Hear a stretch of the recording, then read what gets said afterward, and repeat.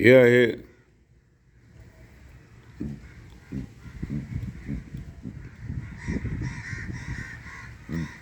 द्रौपदी कूप.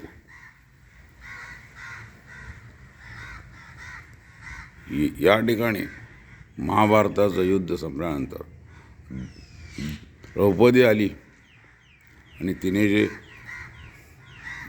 कौरवांना संपवल्याशिवाय केश मी काढणार नाही असं जे आता जो पण केला होता, त्यानंतर या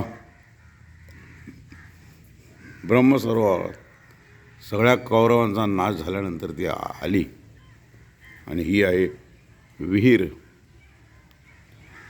या विहिरीचं पाणी ओढलं आणि इथे तिने आपले केस साफ केले.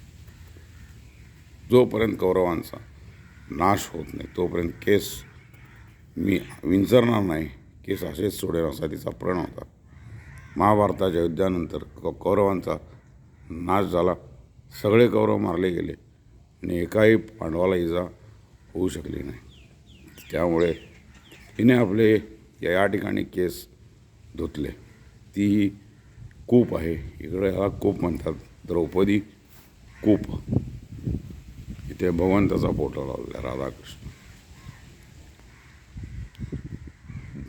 कुरुक्षेत्र 5 मार्च 2024.